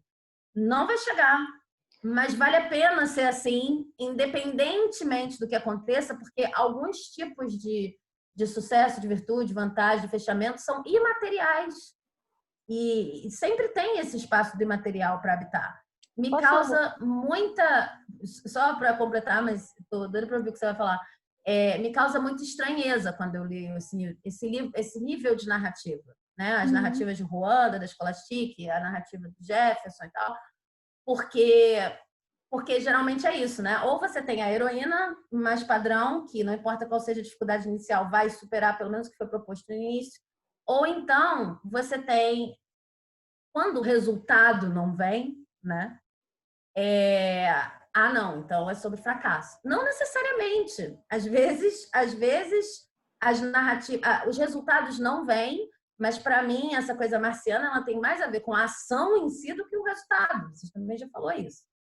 Então, pode aparecer em todo tipo de narrativa, e quando essa coisa do resultado e da produtividade focada no resultado que a gente tem tanto hoje é rompida, pode trazer experimentos muito interessantes, outras formas de ver a vida, pode sair do que a gente está acostumado, né?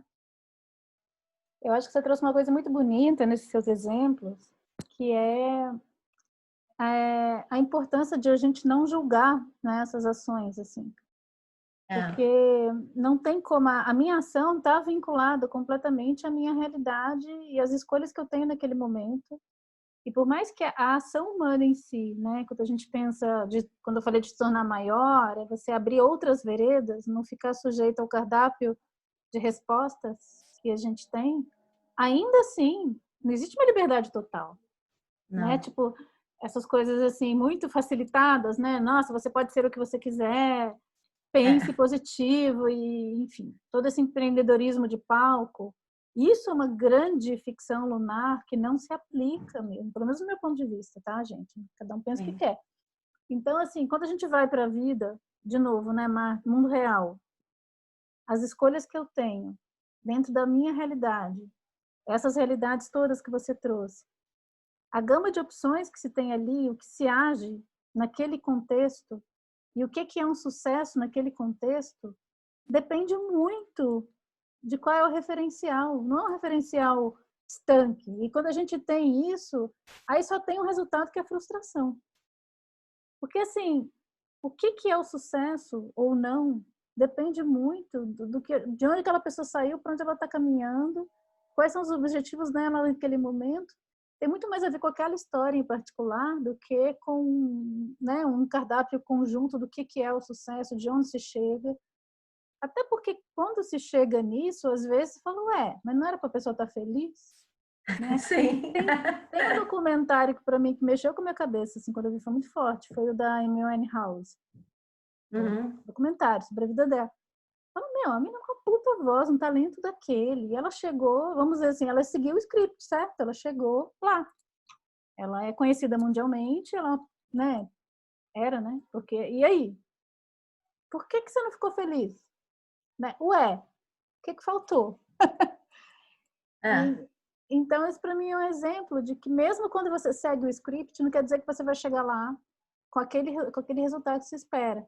Porque a gente associa, acho que a gente falou muito de superação, e a gente associa filme de superação com um determinado resultado do que as superações levam, que estão associadas com os valores que a gente tem aí, que é sexo, dinheiro e prestígio. sim. Né? Então, assim, estou me superando para chegar aonde? Ah, para chegar no topo do top do que é. Né? Dinheiro, muito dinheiro, ou reconhecimento social, né? E poder. Pronto. A superação é para isso. E não, né? Às vezes se chega nisso e não é o lugar, ou às vezes não se chega nisso porque nem é o lugar desejado por aquela trajetória. E também não é uma coisa tão idealista assim, às vezes a ação ela está simplesmente resolvendo uma questão ali que é insuportável, Sim. né? Ou assim, Sim. dentro do... É muito legal quando a gente pensa nessas trajetórias, né? Como você mesmo falou, a pessoa não tinha como julgar, ela simplesmente tinha que agir naquele contexto sem saber qual vai ser o próximo passo, né? E isso se aproxima muito mais da vida, porque a gente não sabe exatamente o que vai acontecer. Às vezes a gente é colocado numa situação de ter que escolher, e quantas escolhas a cega a gente faz também. A grande questão da ação é essa, né? O grande problema da ação é esse, né? Porque às vezes a narrativa clássica de superação, dentro desses valores mais ocidentalizados, ela propõe a coisa como se e gera isso mesmo na nossa vida, como um backlashzinho, né? A gente está vendo aquele filme e pensa assim: ah, tá, é esse o tipo de ação que se tem que ter sempre que você encontrar isso. Mas na vida não é assim. Na vida você não tem a menor ideia. É só você pensar nos fatos que às vezes se colocam como partes estruturais importantes dessa narrativa mais encapsulada, né? Por exemplo, tem que ter a grande chance. Isso aí é uma merda para a maioria de nós, porque assim, quando você está diante de uma coisa, né? Vamos dizer, olha, um escritor, né? Escreve para essa revista aqui, faz isso aqui, fulano é de não sei onde, conversa com ele isso aqui. Nunca vem com um rótulo de grande chance, pegue agora. Não existe isso.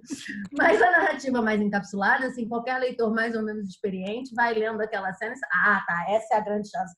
Vamos ver se ela vai ter coragem de pegar. E às vezes constrói essa falsa sensação de que a gente, numa narrativa mais humanizada, tem noção do que é a grande chance ou não, ou do que, sabe, das possibilidades, nem falando, nem entrando no mérito de, olha, esse é o tipo de ação que é grande chance. Não, Sabe mas que eu só lembrei? falando mesmo assim, a gente não tem nem como imaginar o que vai acontecer A gente depois, né? parece aquelas figuras na cabine do Silvio Santos, assim, quer trocar uma bicicleta por um... Exatamente, E às exatamente. vezes é isso, né, cara? Você tá dizendo sim ou não, você não sabe. E outra, tem uma outra questão que é um pouco mais complexa aí, que é a gente está ainda partindo do pressuposto de que a gente é uma pessoa só, e não uma assembleia de micropersonalidades, cada uma querendo uma coisa e apontando para caminhos diferentes, né? Já falamos sobre isso. Então, É. porque aí a ação, como é que fica? Né? Como é que fica? A ação é essa resultante dessas vozes todas. E às vezes vai para um lado, às vezes é para o outro. Então, você quer acabar com a vida de um personagem e fazer uma boa história, você cria ações completamente contraditórias para a pessoa se ferrar bastante. Isso gera conflito, isso gera um monte de situação interessante e é assim, entendeu? Porque Sim. essas figuras que são uma coisa só, querem sempre a mesma coisa, você sabe que esperar é uma ação sempre, nossa, a pessoa vai sempre fazer aquilo. Das duas, uma pessoa que é literalmente irreal, ela está sendo construída com uma outra base, que não é uma personagem realista, né? E às vezes isso é desejável, inclusive, né? Pode ser um personagem tipo, Sim. pode ser um clown, pode ser um melodrama, não importa. Mas a pessoa é daquele jeito. Mas assim, se a gente for para o realismo, se a gente for para a vida como ela é, a coisa não funciona assim, né?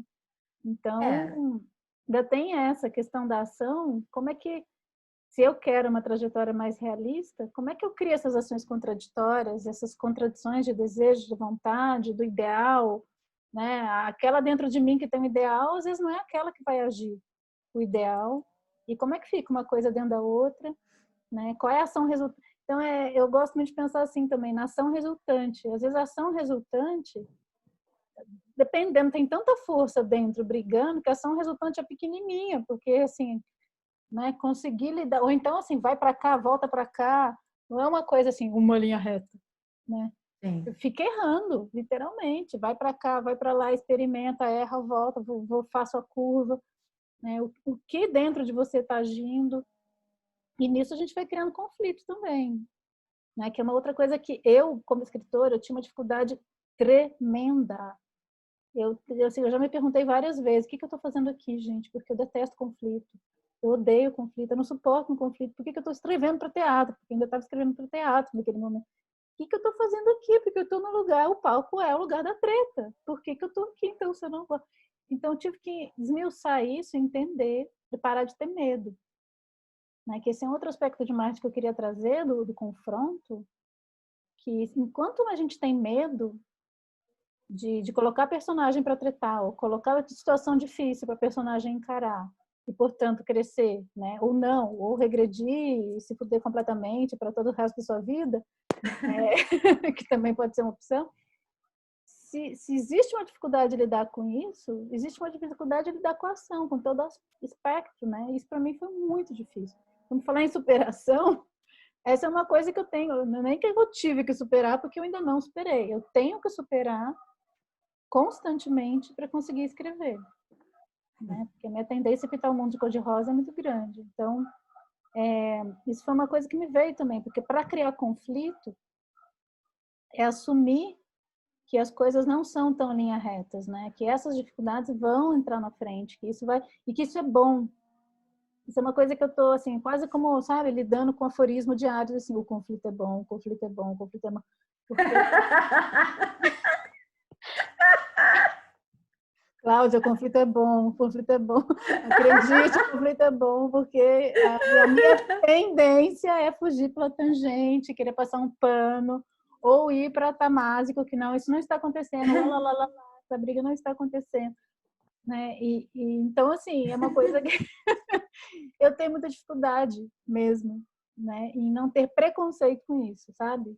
Achar que isso não deveria estar acontecendo, que, pô, lá vem Marte encher o saco, estava tudo fluindo tão bem, e de repente lá vem um conflito para tornar a festa chata. Né? Então, eu tenho feito muito movimento contrário disso, e as histórias ficam muito mais interessantes. Não existe história sem conflito, né? A história começa depois do mas. Então, né? Chapeuzinho Cara, vermelho, maravilhosa, com uma mãe fofa que cozinhava um bolo, foi para a floresta, mas o lobo mau, entendeu? Não... Eu tô rindo, porque eu sou apaixonada por conflito, né? Eu tenho um problema oposto, que é assim, tipo, incompletos, a menina começa sem saber o nome, sem saber quantos anos tem, sem saber em quem pode confiar, sem saber se o governo... Então, assim, tipo, ela tem conflito com praticamente tudo na vida dela. É um conflito ambulante. E às vezes eu boto tanto conflito. Eu sou a pessoa que... a minha... Enfim, traumas, vamos revelar traumas. Mas a minha perspectiva mais natural de mundo é: estão todos me acuando, estou contra uma árvore, assim, as espadinhas me acuando, né? Eu sou totalmente assim, eu sou assim. Então, para mim, é muito fácil pensar em conflito. Você me dá um objeto, eu te dou um conflito. Se você quiser que eu pense um conflito com essa caneca profunda, eu te dou vários conflitos com essa caneca. Então, assim, tudo bem.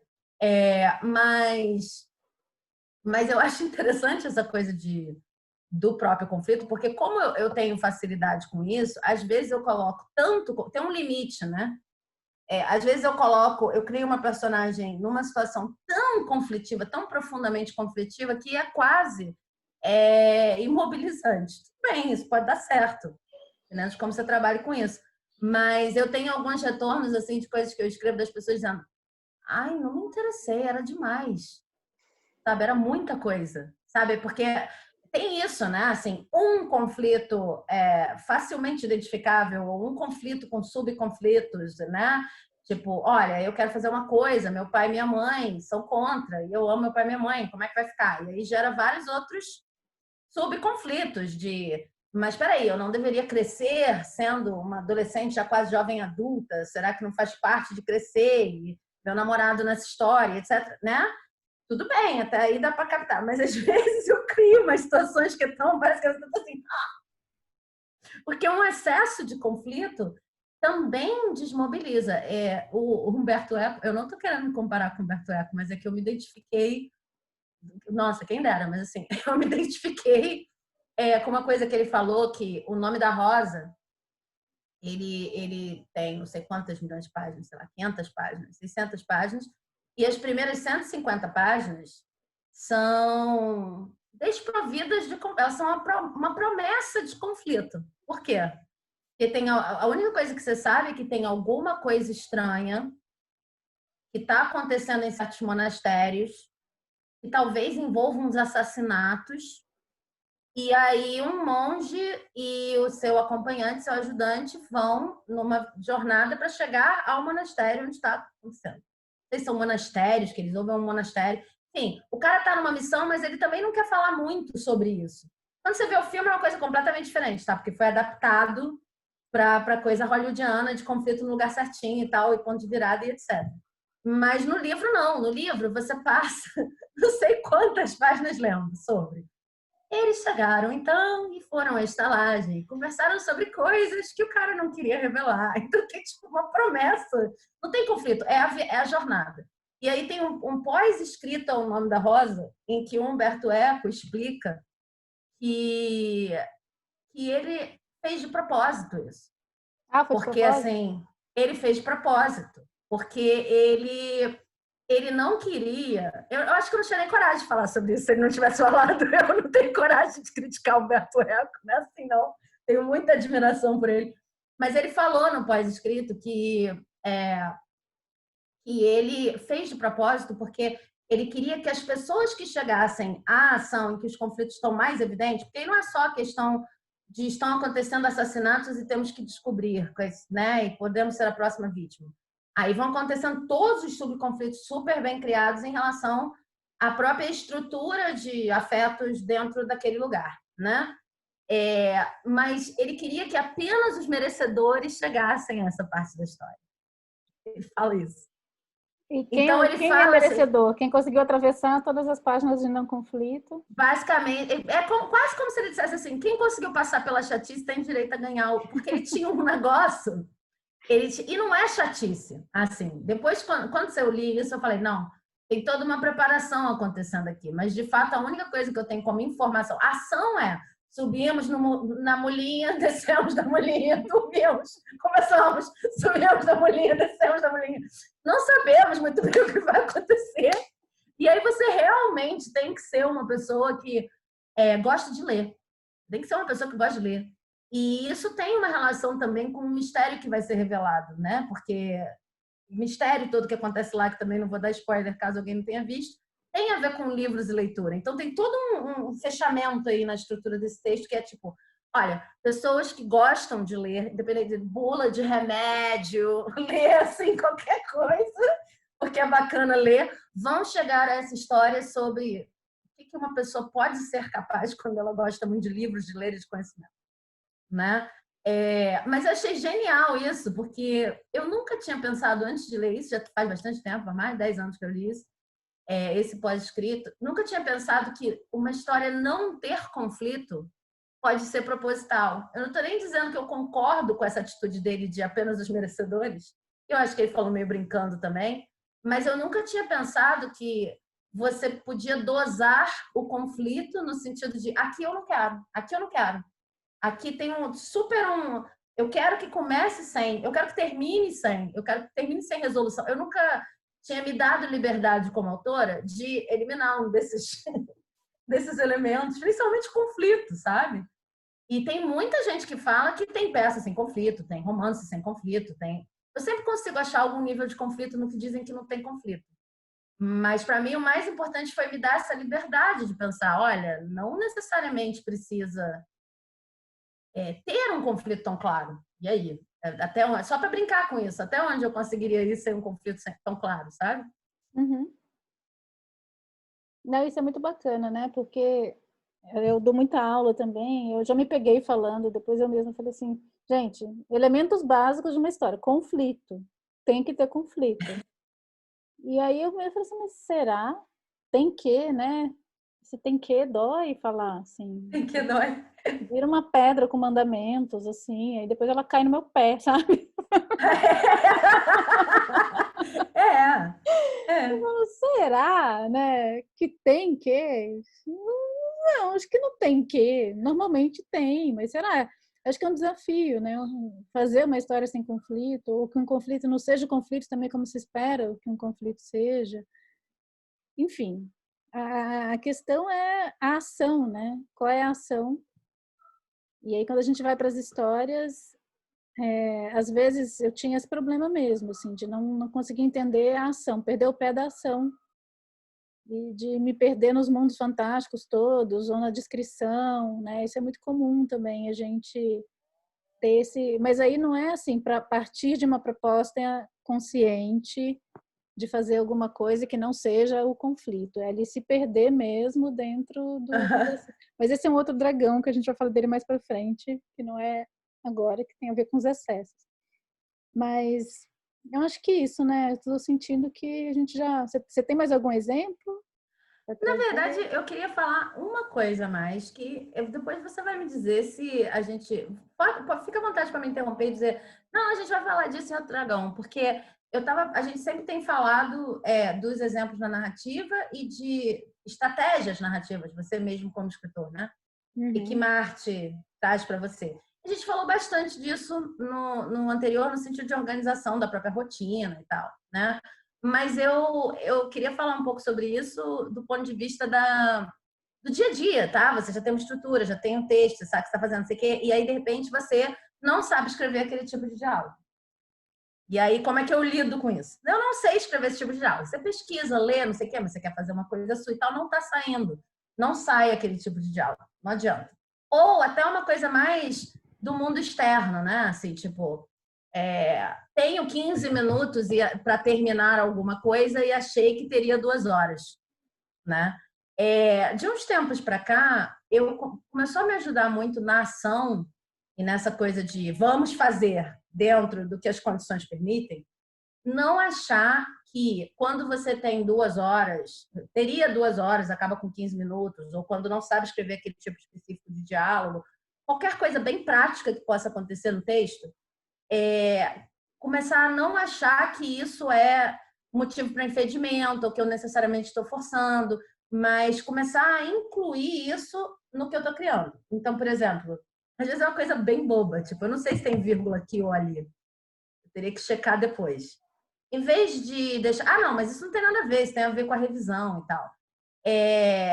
Pensar um motivo pelo qual aquela vírgula, estando ou não estando ali, faz sentido no que eu tô escrevendo, né?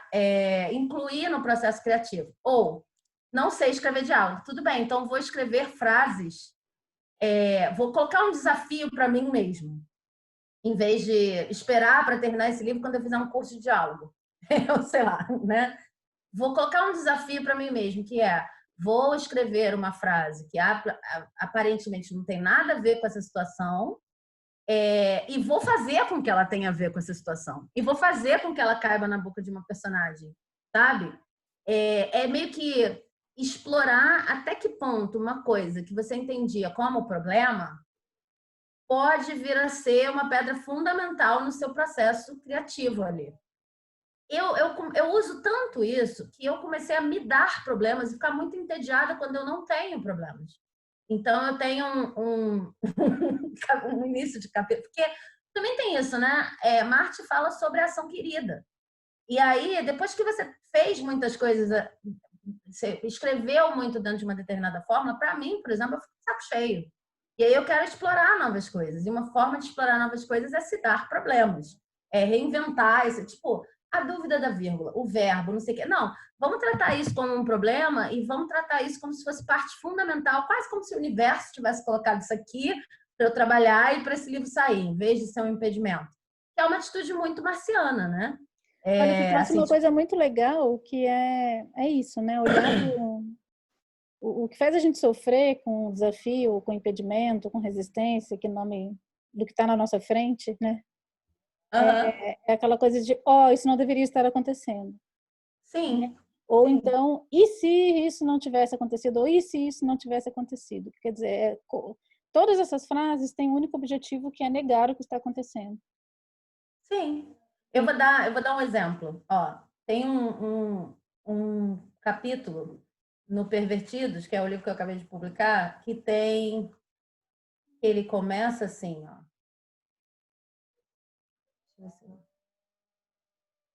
Ele começa com guimbas de cigarro.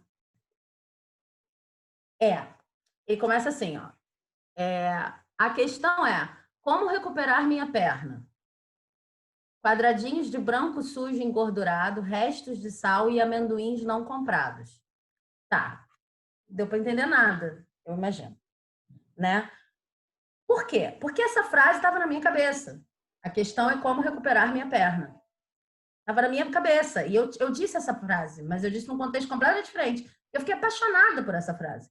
E estava na minha cabeça. E eu precisava começar o capítulo. Eu tenho um objetivo para esse capítulo. Tem uma história que eu tenho que contar com esse capítulo.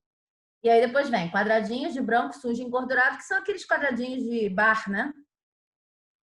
Que o pessoal bota amendoim, você pode comprar ou não, dependendo de quanto tempo você está ali, fica um monte de quadradinho engordurado, né? Então, quadradinhos de branco sujo engordurado, resto de sal e amendoins não comprados. Eu tinha uma cena em que eu precisava contar a história de uma personagem. E eu tinha essa frase sabe, quase que obcecando a semana inteira. E eu não via nenhuma relação entre a frase e o capítulo. Nenhuma. Eu disse num contexto completamente diferente. Eu sou muito exagerada, eu gosto de falar coisas assim, tipo, mas aí como é que eu fico sem perna? Sabe? Eu falo essas coisas. E ficou para mim. E tinha essa imagem do quadradinho engordurado, mas não necessariamente o que eu precisava contar precisava acontecer num bar. Eu ia ter que fazer todo um esforço para levar as personagens para um bar. Não tinha nada a ver. E aí, é aí que fica divertido para mim. Em vez de eu pensar assim, não, eu devia estar pensando em outra coisa, eu devia estar estruturando, não sei o que, eu falo assim, então agora eu vou sentar, eu vou escrever um capítulo que começa com essa frase que está acontecendo no bar e vai contar tudo aquilo que eu tinha que contar, que eu já tinha planejado.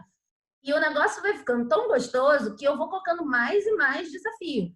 Não, mas aí só de ler isso que eu li para vocês não dá para entender nada, então agora eu vou ter que explicar. Mas eu vou ter que explicar sem usar adjetivos. E eu fico num negócio Você fica complicando a sua vida para ficar legal, é isso, né? para ficar legal, exatamente. Então, eu acho que isso também é uma coisa muito marciana. Lógico, eu estou num espaço que eu estou criando o que eu quiser. Mas é marciano no sentido de que eu posso ver aqui cair uma gota de mate no cigarro e olhar e falar assim, cara, agora eu tenho que colocar a gota de mate no cigarro, sabe?